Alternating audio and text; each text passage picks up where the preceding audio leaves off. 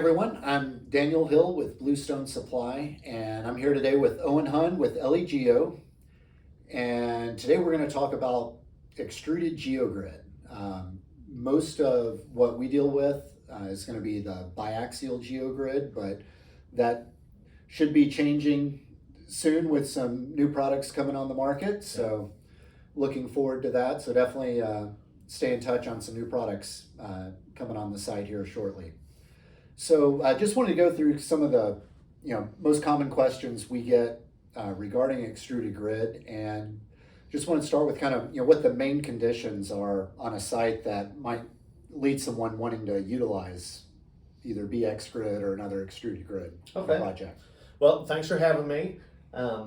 When we look at the use of GeoGrid, there's usually two main camps that you're in. The first one being soft soils. You get out there, you have an immediate problem.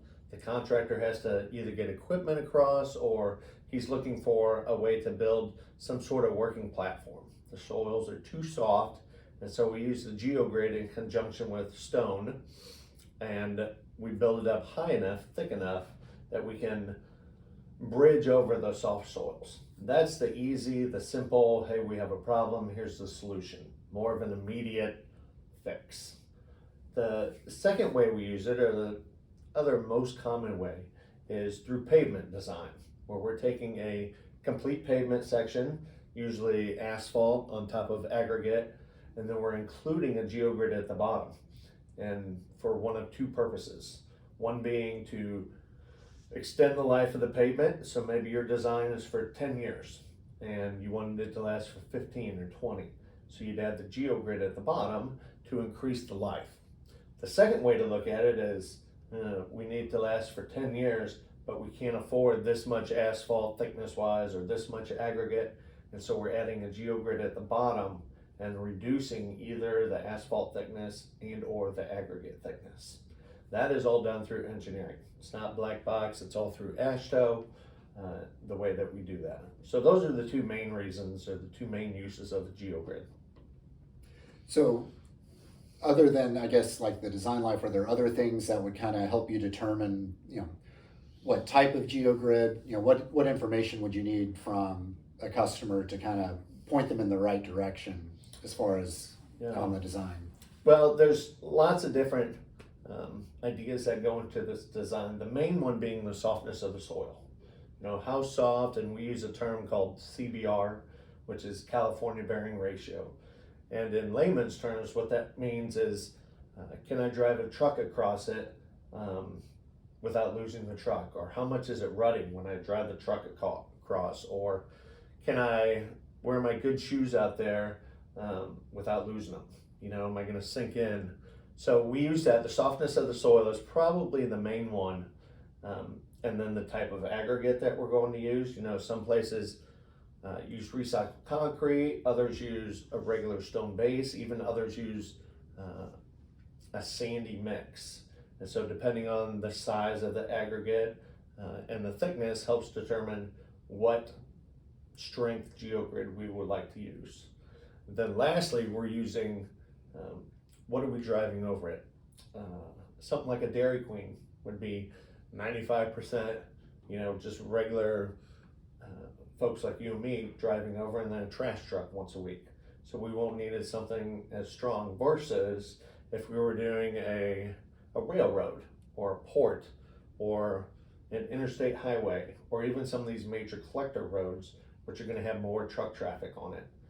Once we get into construction equipment, then we're at a whole different level, and we're bumping up the strength of the geogrid. So we need to look at the soil, we need to look at the aggregate that's being used on top of it, and then what is the actual application of this section. Do you, I guess, often see non-woven filter fabrics or some other type? I know there are some grids out there that have a non-woven fabric bonded to the grid, and then some people use them in conjunction. What would be, I guess, the purpose of that? Well, 95% of the time we do not use a fabric. A fabric is great use as a factor of safety. If you don't have all the field conditions or they change throughout your area, And it's great for separation. If for nothing else, adding that in adds a degree of separation.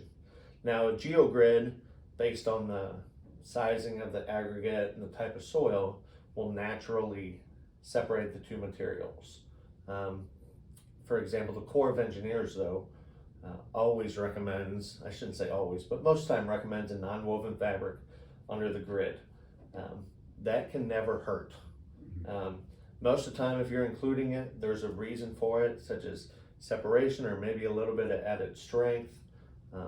And like you said before, we can connect the two. We can either stitch it or bond it or weld it, where you're not having to roll out two different products, but just one product with both applications on it. Okay. So where would the extruded grid be placed in relation? Is it at the bottom of the aggregate, or do you put it kind of in the middle of the aggregate? How do you decide where to place the grid?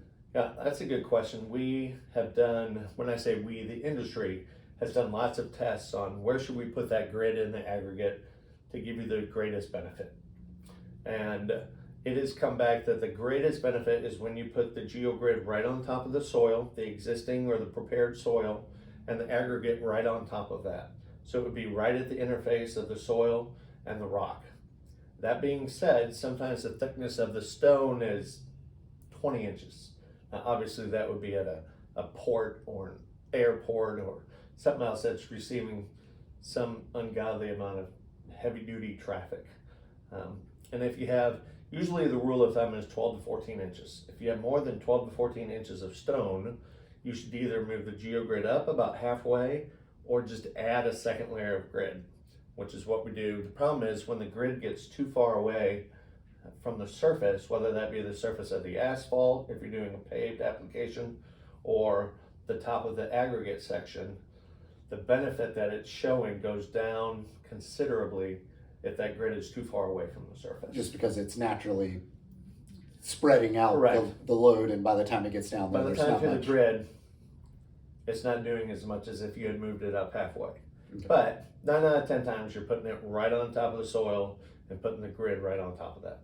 Okay.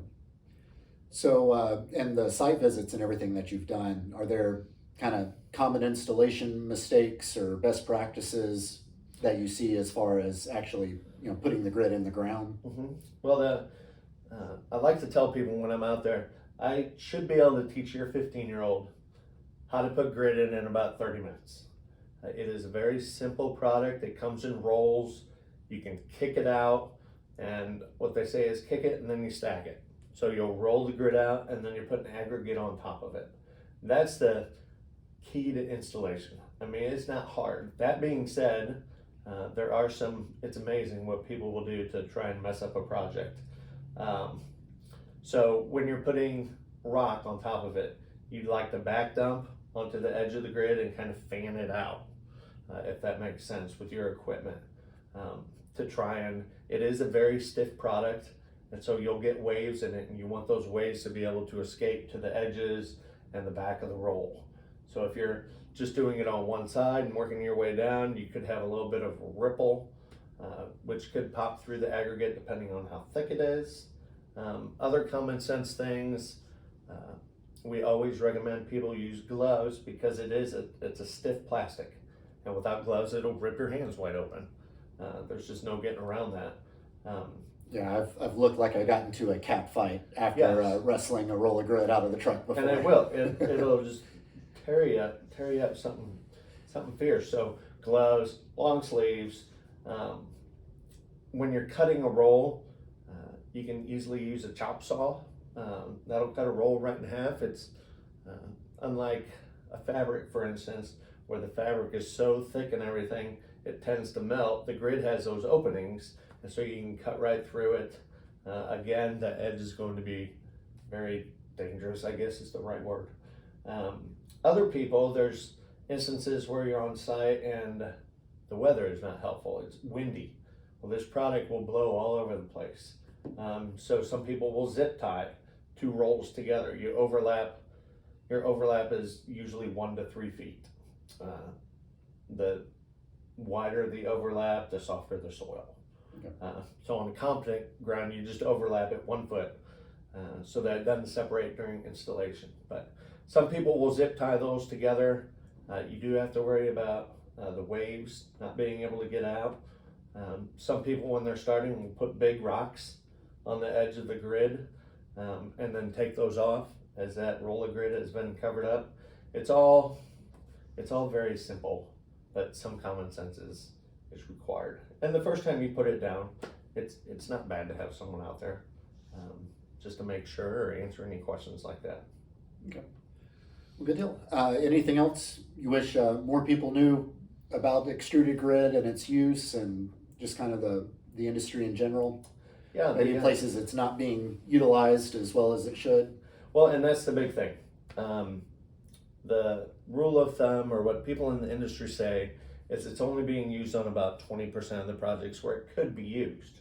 So if you're watching this video, you've obviously have some sort of construction need or interest, and most of the time we can include some sort of geosynthetic, specifically geogrids for this one, to extend the life of your pavement, to get over some of those issues you have with soft soils, and or to save you money, where we're taking the thickness and pushing it down.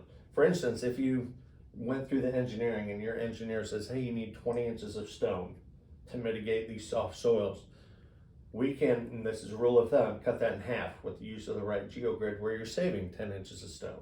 So if it's super expensive or you're having to haul it in a long ways, other options where you can look at grid is chemical stabilization, which works fine. Chemical stabilization is a viable option, but you have issues with weather, availability, which you don't have with geogrid.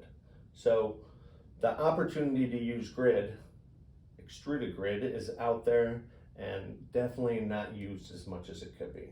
So I would encourage you, if you're watching this video, to at least put a call in. The worst thing that we can say is, in this instance, the grid isn't going to do anything for your project, but we'd be willing to bet that we can do something, at least give you an option where you can cost it out. Great. Well, I appreciate the time, and for everyone watching, please subscribe to our channel. Hopefully we'll be having some more videos like this coming up soon, and give us a call in the office or check out our website if there's anything we can help you out with. Thanks. Thank you.